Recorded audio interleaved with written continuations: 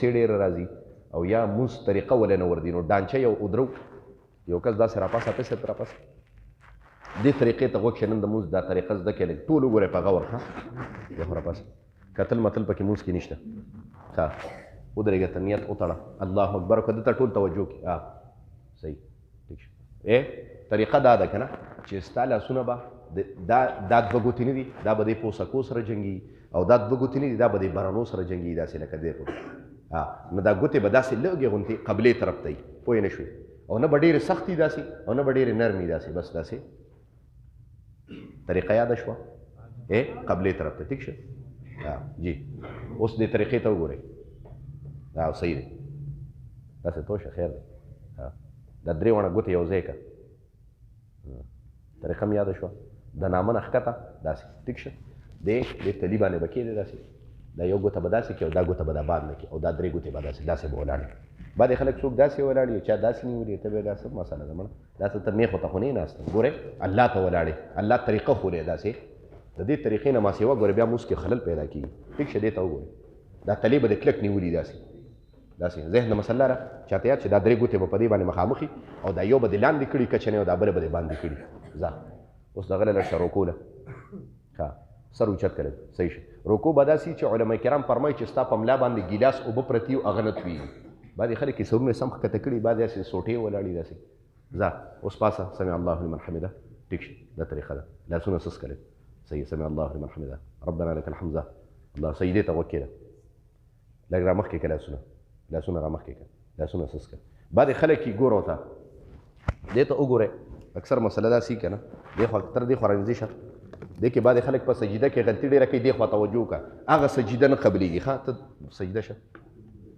ګوره ته دا لاسونه لاندې ولګوه بعضې خلک لاسونه په ځمکه داسې ولګوي دې نه نبي علیه السلام منع کړی داسې سجدې نه وګورئ ورته ټول دې نه نبي علیه السلام منع کړی بعضې خلک یې داسې دغه کوي بعضې خلک یې دې پتونانو پسې اوسو جنګوه دواړه وجنګوه د دې نه هم نبي علیه السلام منع کوي داسې سجده به هم نه کوي پتونانو سره به هم نه جنګې ځکه دا د ښځو مونځ دی اوچت شه اوس اوچت شه داسې ځه سجده ولګوه لاسونه کولو که وایي نبي علیه السلام فرم داسې اوچته سجده کوله چې دې فاصله کې بدن نه د چیلې بچې ته راته دونه فاصله کولو مونځ دا د سړو مونځ دی ښه د ښځو هغه پټ مونځ دی ذهن ته مثلا دا سجدې طریقه ده طریقه یاده شوه د سجدې په سجده کې اکثر خلک غلطي کوي ګورئ ښه طریقه یاده شوه د سجدې ځه غوږ کېږدې سبحان ربي الاعلی ته کښېنه یا که نن به چوټي وکړو د نن طریقه ده صحیح ده که آمين الحمد لله رب العالمين والصلاة والسلام على خير خلقه محمد وآله وأصحابه أجمعين الله مونږ چې کوم درس ولوسته خدای خپل دربار الهي کې قبول او منظور کړي د دې درس په برکت باندې حاضر مجمع ته خدای په نظر د رحمت شفقت الفتح او محبت باندې خدای وګوري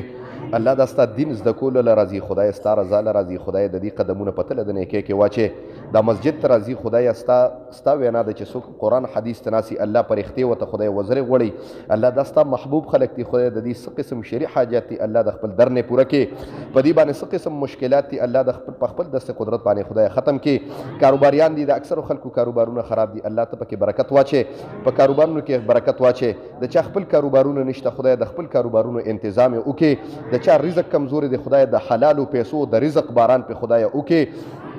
الله د چا خپل کورونه نشته خدای خپل کورونه ورته ورکړي الله د چا اولاد نشته خدای با عمل عالمان حافظان اولاد ورته ورکړي الله د چا بیبیان نشته خدای نیک عمله صالحه طیبه زوجي او بیبیان ورته خدای ورکړي الله په دې کلي باندې خدای رحم وکړي الله خصوصا د میروستې کلي ته خدای په نظر د رحمت باندې وګوري د چا په زړونو کې نفرتونه دي بغضونه دي خدای دا نفرتونه په محبتونو او الفتونو باندې خدای بدل کړي الله د دې کلي ماشومان آینده نسل خدای د خپل ځان سره په وابسته کې الله خپل ځان سره په رابطه کې ماشومان خدای